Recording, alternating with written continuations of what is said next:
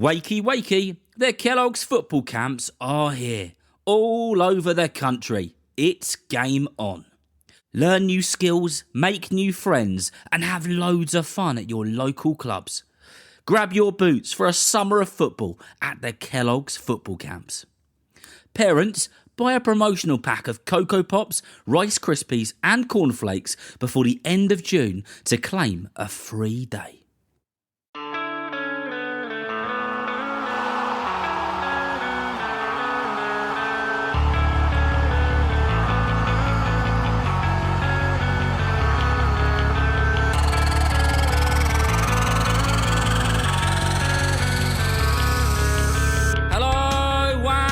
Welcome to the Football for Kids podcast with me, Darren Rees.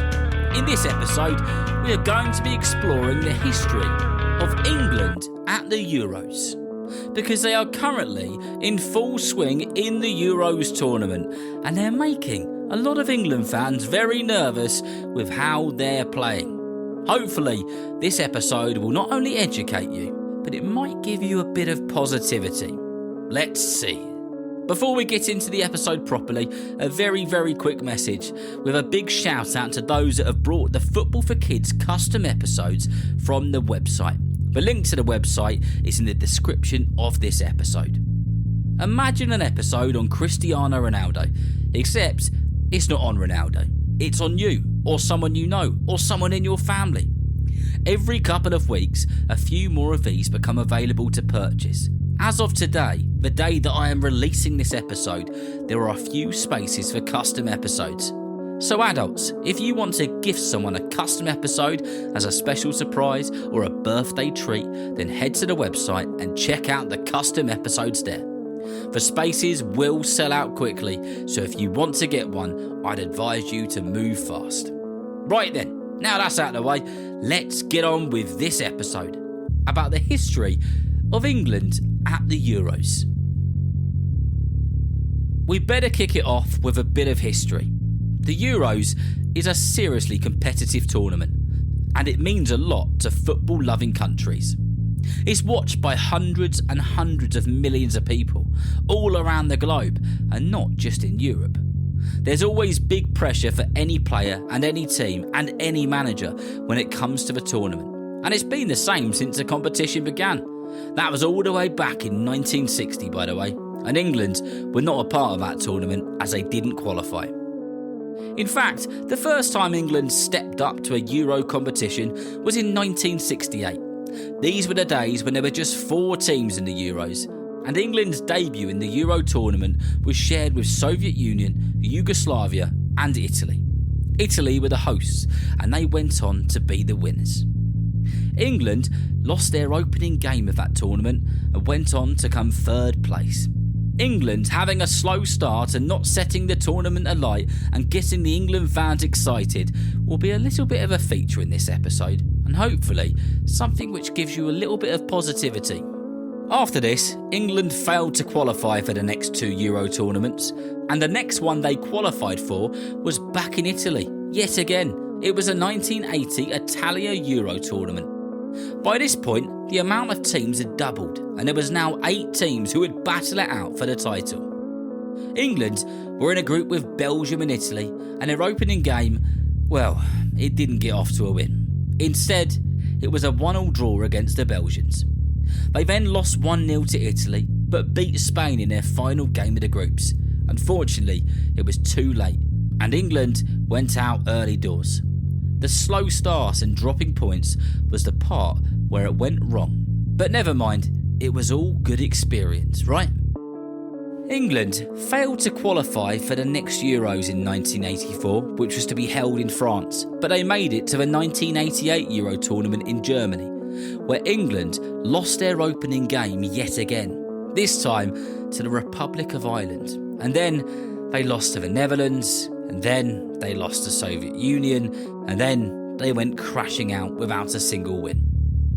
The good thing about these tournaments is they come round every 4 years. And in 1992, Sweden were the hosts. However, England, yet again, went crashing out at the group stages, and it was yet another miserable tournament for England fans and players. Something had to change. England is a country which loves football, a place where kids play football on the streets and in the fields in all weathers, a country which is quite frankly obsessed with the beautiful game. So, in came the opportunity. It was 1996 and England would be the hosts of the Euros for the first time ever. By this point, there were 16 teams battling it out for one of the most wanted trophies in football. England got off to yet another slow start, drawing their opening game as the host to Switzerland 1-0. They picked up in the second game when they beat Scotland 2-0 and then finished off the group at the top of the table when they beat the Netherlands. The quarter-finals came and England played Spain at Wembley Stadium. The match finished 0-0 and went to a dreaded penalty shootout. Spain missed 2 of their penalties, and England's Alan Shearer, Paul Gascoigne, David Platt and Stuart Pearce all scored theirs, sending England for the first time to a semi-final. Wembley Stadium would be the place where England would battle it out with Germany for a place in the final. Could they do it? Alan Shearer scored within 3 minutes to put England ahead, but Germany equalised and the game, yet again, went to penalties.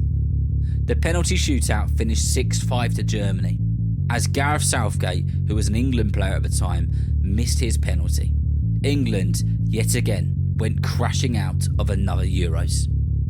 It was now the turn of the millennium, the year 2000, and England found themselves in another Euro tournament, this time with more belief than possibly ever. The 1996 Euros was successful. Could they make it to the final this time? Belgium and the Netherlands were the joint hosts this time round, and England were in a group with Portugal, Romania and Germany. I told you at the start of this episode that England have always got off to a slow start at the Euros, and it was no different this time as they were beaten 3-2 by Portugal. They did beat the Germans in their next game, but were knocked out of the tournament in the group stages by Romania. Again, another year of hope which ended with an early exit. The next tournament was in 2004 and it would be held in Portugal, and I remember it very well because I was there. There were buildings draped in pictures of Cristiano Ronaldo and all of the other superstars of the Portugal team and of players around Europe. England would share a group with France, Croatia and Switzerland. Not easy if you ask me. Can you guess what happened in their opening game against France? Yeah, it was a slow start and they lost 2-1. They did, however, go on to beat Switzerland and Croatia, making their way to the knockout stages. The quarter-finals meant playing the host Portugal, who were on fire. Michael Owen sent England fans wild in just a few minutes when he made it 1-0, before the Portuguese player Postiga headed one into the back of the net to equalise. The game went to extra time, and in the 110th minute, the Portuguese player Costa scored a screamer to make it 2-1. England were on their way out of yet another Euros, until the 115th minute, when David Beckham whipped in a magnificent corner and Frank Lampard stuck it into the back of the net. It was 2-2. However, it was going to yet another dreaded penalty shootout. England's David Beckham missed the opening penalty for England, but a few penalties later, Portugal missed one of theirs. The hearts of the England fans were in their mouths. But a final penalty miss from England's Vassell sent Portugal through and England crashing out yet again. It was heartache for England fans, and again via a brutal penalty shootout. It would be 8 years for England fans before they would be watching their country in another Euros tournament, as they failed to qualify for the 2008 tournament in Austria and Switzerland. It was now the Ukraine and Poland 2012 Euro competition, and England shared a group with France, Sweden and Ukraine. Can you guess what happened in their opening game against France? Yeah, it didn't get off to winning ways. It was a 1-1 draw against the French. But they did go on to win the last 2 group games, finishing the top of the group. another quarter-final game awaited England, where they would play Italy. The game ended 0-0, and off England went to yet another penalty shootout. And yet again, a penalty shootout which they would go on to lose. England, once again, went crashing out of the Euros, and the hopes and dreams of England fans around the world were crushed. The 2016 Euros was now here, and France were the hosts yet again. England shared a group with Wales, Slovakia and Russia, but did England get off to winning ways? I'm afraid not. It was a 1-1 draw with Russia. Their second game was 1-1 with Wales until Daniel Sturridge scored a goal with a last kick at the game. England drew 0-0 with Slovakia to finish second in the group. By this point, there were enough teams in the tournament that there was now a round of 16 before the quarter-finals, and England would face Iceland in the round of 16. They lost 2-1, and thankfully, all I can say is thank goodness it wasn't via a penalty shootout. And then there was the last Euros, the one before this, hosted by lots of different countries, including England. England played Croatia at Wembley Stadium, and would you believe it, they won their opening game of the tournament. They then drew 0-0 with Scotland, and then beat Czech Republic to secure first place in the group. They faced Germany in the round of 16 knockouts and beat them at Wembley. The country was buzzing. Football was coming home again.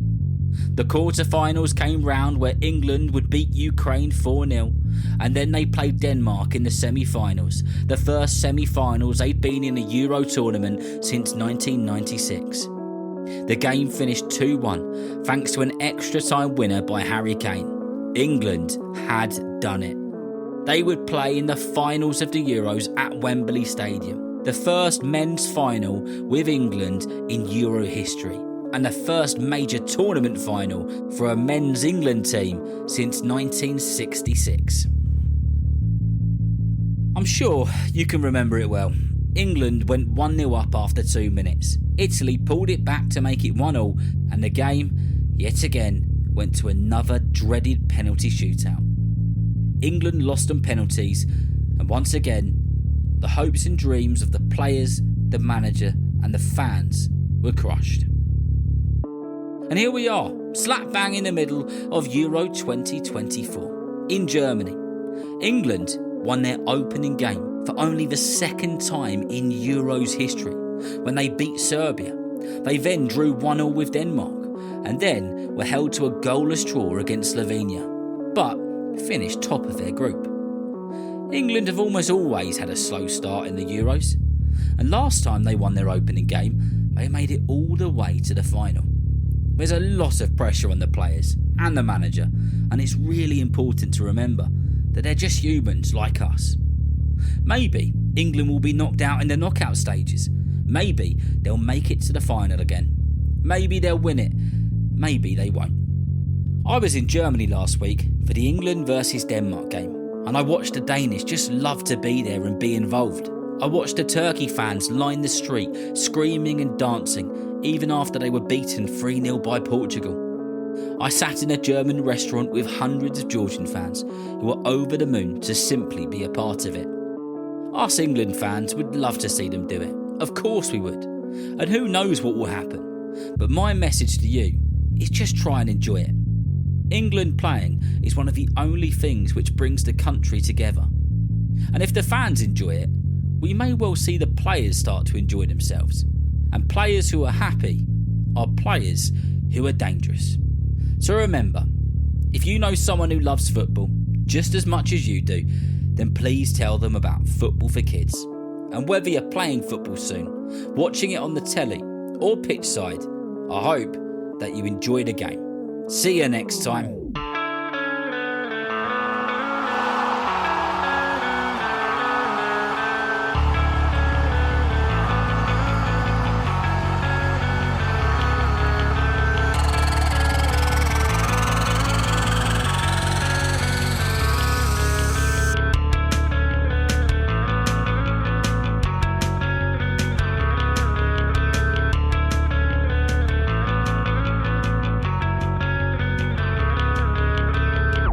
I hope that you enjoyed this episode. And remember that Kellogg's have amazing football camps taking place throughout the school summer holidays all across the country.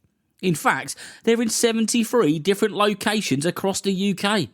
The camps are for 5 to 15-year-olds and are in partnership with the EFL, Manchester City, Celtic and Rangers with FA approved coaches. To sign up today, grab a promotional pack of Kellogg's cereal, find the camp code and redeem a free place at www.kellogsfc.com. Terms and conditions apply.